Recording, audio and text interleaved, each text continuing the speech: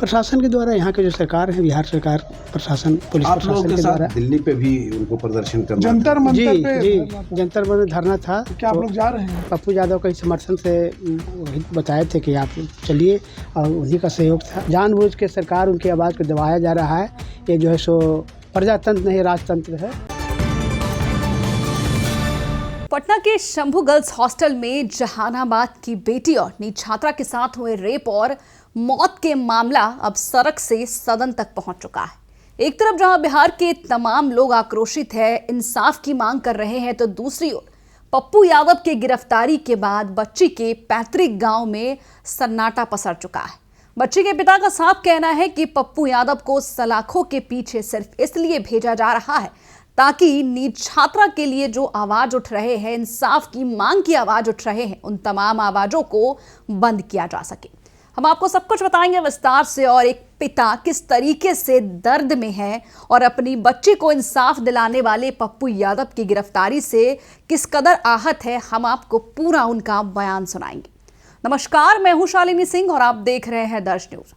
बिहार की राजधानी पटना में हुए नीट छात्रा के साथ रेप और मौत के मामले में एक तरफ जहां एसआईटी ने प्रेस कॉन्फ्रेंस कर खुलासा किया कि बच्ची के कमरे में आने और जाने का एक ही दरवाजा था, तमाम बच्ची की डायरी से नोट भी सार्वजनिक किए। उसके बाद उन्होंने ये भी कहा कि अब मान लेना चाहिए कि बच्ची ने आत्महत्या किया है, और उसके बाद ठीक उसी के बाद पूर्णिया सांसद पप्पू यादव का इस तरीके से एक 31 साल पुराने केस में गिरफ्तार हो जाना, इस पर परिजन गंभीर आरोप लगा रहे हैं। बच्चे के पिता साफ कह रहे हैं कि ये सब सिर्फ इसलिए किया गया है ताकि बड़े और रसूखदार व्यक्ति को बचाया जा सके, जो कि इस नीट छात्रा हत्याकांड और रेप मामले में संलिप्त है। क्या कुछ कह रहे हैं बच्ची के पिता, सुनिए। लगातार आप लोग के आंदोलन में साथ में थे, क्या लगता है आपके आंदोलन को कितना नुकसान पहुंचेगा? बहुत नुकसान पहुंचा है, कोई द्वारा नहीं है। जानबूझ के इधर देखिए। षड्यंत्र रचा गया है, और वो पप्पू जी हमारे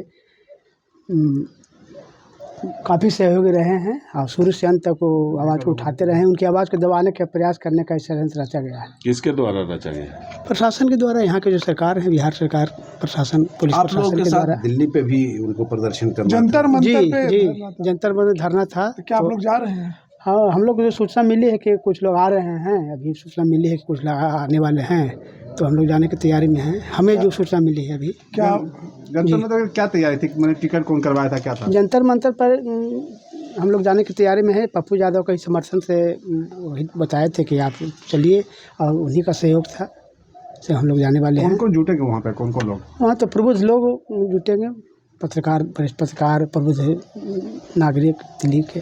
लेकिन पप्पू जी के ना रहने से कितना नुकसान? बहुत नुकसान है। जानबूझ के सरकार उनकी आवाज़ को दबाया जा रहा है।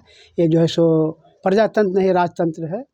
और मेरी बेटी के साथ जो अन्याय हुआ है, अत्याचार हुआ है, जानबूझकर लगातार अभी तक हमको, हमारे परिजन को, हमारे जो भी समर्थक है, चाहे पप्पू जी हैं, उसके बाद फिर एक हमारे समर्थक जिस दिन हम लोग गए थे जहानाबाद, उसमें एक नौहड़ के हैं शंकर शर्मा, उनकी आवाज़ पर भी कुछ गुंडों ने लिखा कि तुमको रील देंगे, वो देंगे, इस तरह की बातें।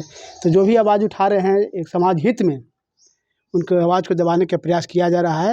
यह राजतंत्र है, प्रजातंत्र नहीं रहा। हमें प्रशासन पर किसी प्रकार का कोई भरोसा नहीं है।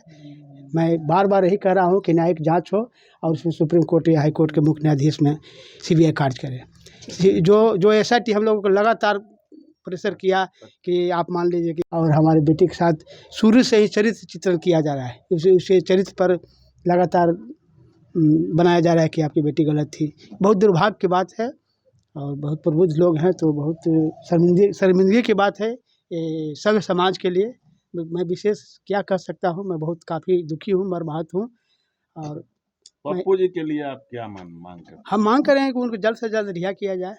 तो सुना आपने, राहुल गांधी, प्रियंका गांधी के बाद अब नीट छात्रा के पिता भी खुद सामने आकर साफ कह रहे हैं कि पूर्णिया सांसद उनकी बच्ची को इंसाफ दिलाने के लिए एक मसीहा बनकर सामने आए थे, उम्मीद की आवाज थे, और उनके अंधेरी जिंदगी में एक रोशनी की किरण बनकर आए थे। लेकिन ये सत्ता पक्ष के नेता और तमाम पुलिस प्रशासन उनसे उनकी उम्मीद की किरण को छीनना चाहती है। पप्पू यादव को जेल में डालकर उनकी बच्ची और इंसाफ के बीच आड़े आ रही है।